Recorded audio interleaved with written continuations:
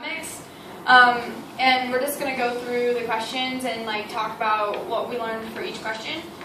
So the first one is, what would it take for Latin America to nationalize its resources? And I'm not sure that we really addressed that specific issue, but I think that from what I learned, it would be extremely complicated and maybe not, I don't know. I don't think we learned enough to really draw complete conclusions on what it would take to nationalize the resources in Nicaragua, in Nicaragua.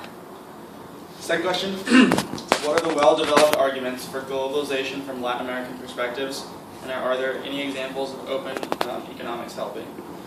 So we did tour the textile factory that was cooperatively owned by, I don't remember the woman's name, but that was an example of what sounded like more equal wage practices and better working conditions than sort of the typical maquilas that we learned about.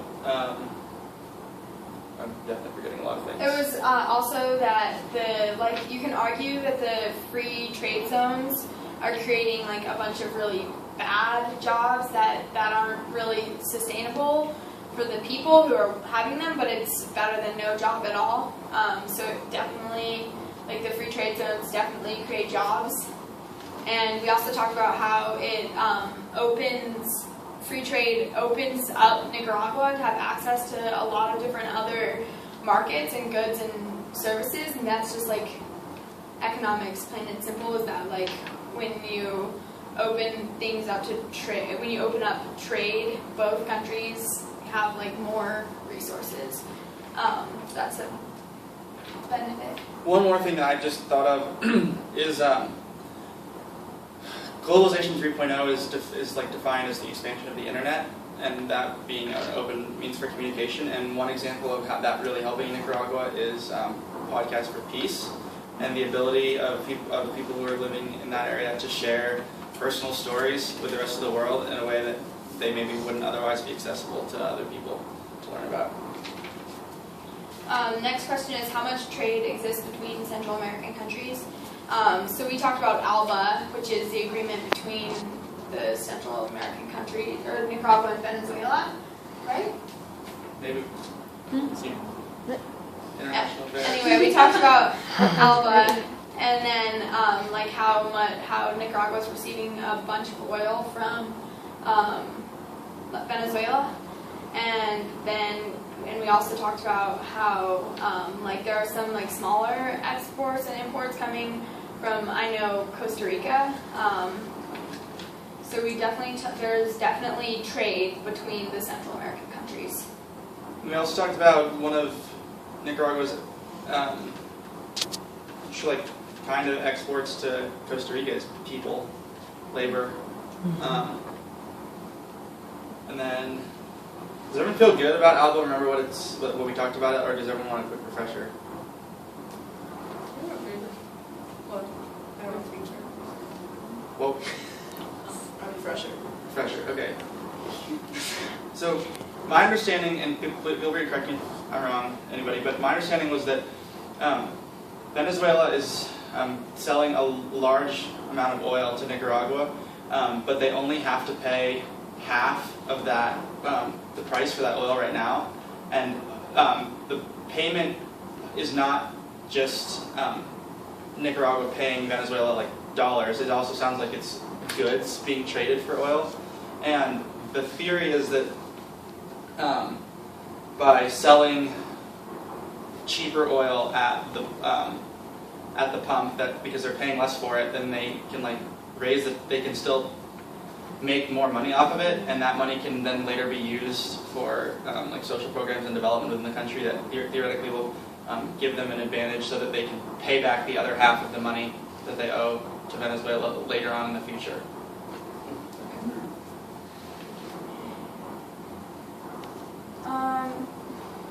Nicaragua's main imports and exports. So they import all of the things used for the free trade zone, or for the factories. So all of the materials that the factories need are imported. And then the exports is a lot of textiles, coffee, like auto parts and I forget. Fruit? Fruit. You ever say that? Yeah, like just fruit and vegetables in general. And then also there's another question of what does Nicaragua import from the U.S. I just skipped, but we're on topic. We talked about like the glue for the kids, Pega, and yeah. The next question was, what does an economic utopia look like? And we have no idea. So we're going to skip that one. How does inequality within Nicaragua compare to inequality within the United States? We felt that the overall range of wealth was, or lack of wealth was just lower, and that poor people in Nicaragua were poorer than poor people here, generally speaking. But that there was also like a really, what seemed like a more polarized divide between being wealthy and being poor in Nicaragua, and a little bit less of a middle ground, which seems to be somewhat of a global trend. Anything else to add? But I think this is probably addressed in the social also, but that like the inequality presents itself in the same types of ways, like people struggling to maintain their basic needs, or like the certain groups being treated specifically unequal. The next question is, what is the economic status of our homestay families now? Has the history of political instability influenced the current economy? And as we've talked about before, the economic status of our homestay families was really variable. There were some who were like on the lower, poorer, less money side, and some who were not on that side at all. And then political instability influencing the current economy. Do you want to talk about this? Sure. I don't remember what I said. You had something profound. It was like we talked about how the political instability has created this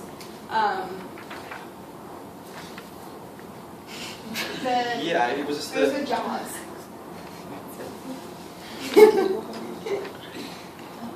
Yeah, I don't know. Okay, well, we know the answer to this. We talked about this a lot. Well, we didn't talk about it specifically, but like I think the political instability has created these all of the things that were kind of uprooted and now are sort of still trying to be figured out, like jobs for the unemployment is like a huge economic problem there right now, and I don't think it's separate from the political instability at all. I think I remember. It was that war incited by the United States in the 80s,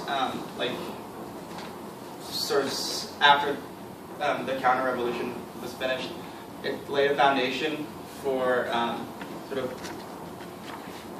neo-economic imperialism within Nicaragua, and how CAFTA has attracted companies that are free trade companies that the wealth really only it creates like a select few group of people who really benefit greatly from free trade, and then a ton of really poor people who just get a very low paying job, and perpetuates sort of this growing disparity in wealth between poor and rich people. Next question is, what forms of classism exist in Nicaragua? Is there a large disparity between the rich and the poor? We've talked about that a lot. Yeah, I think that we've already covered that. And we talked about how the forms of classism that we witnessed, I don't think we were there for long enough to say, this is where classism exists. I think it was largely speculation. So I don't really feel comfortable saying that this is how classism is. The one thing we did talk about was we just heard vaguely about indigenous people living in the eastern part of the country, but at the embassy we talked a little bit about how they might not have access to like voting centers as much as everybody else in the country does, and also their needs are probably being pushed aside in the discussion of the potential canal that might be built in Nicaragua in the future. So yeah. So how have the products that the Nicaragua imports from the U.S. affected the economy in both the U.S. and Nicaragua? And like the first thing that came to my mind was the glue and how it's like causing all these children to kind of get sucked into the trap of the streets. And that in itself is a huge economic problem because those kids are the future of Nicaragua, and if they aren't being provided with like the support that they need to be like to bring Nicaragua further and further out of or further like into hope, then that has a huge negative impact on the economy. And an analogy I use with Jesse, just like to speak overall about economic relationships between Nicaragua and the United States, was that I use a sports analogy, and that like let's say the United States is like a really talented basketball player that's been playing basketball for a really long time, and like knows everybody that plays on this like one court, and like goes there and plays all the time, and then like invites Nicaragua to play, and Nicaragua's like never picked up a ball before, and like doesn't really know like how to bounce around capitalism real well, and like is always going to be playing catch up. And they're, you know, even though they might be progressing, like they're still always going to be playing catch up to the United States. And they're always going to have to be on the defense, like knowing that the U.S. has a lot more like practice and power than Nicaragua will like always have to be like a little bit skeptical of the future engagements that it has with the United States, economically speaking. In the interest of time, can you come to your summary pretty soon? One more question. Okay, great. Perfect. Yeah. So then, defining poverty from the U.S. global capitalistic perspective versus the Latin American definition of quality of life. And we talked about this conversation that I had with Yamilet, where I told her that like I think that a lot of people in the United States get fixated on wealth, and for them, she said it's all about time, and like what can you save with what can you do with money that you can't do with time, and that like it's what we are poor with in like community strength and like the togetherness and teamwork and respect for one another they're very rich in, while they're not as rich in like material wealth. But then we talked really briefly about how if you didn't have your basic needs met, it's very understandable why you might think that money might solve all of those problems. And then the last thing we talked about, very related to what Jesse said about like their community wealth, is the prevalence of old people within the community, and they're not put away in homes as much like that we like they are in the United States, and that at least in my homestay family and maybe some other people, there was 3 generations of people living there.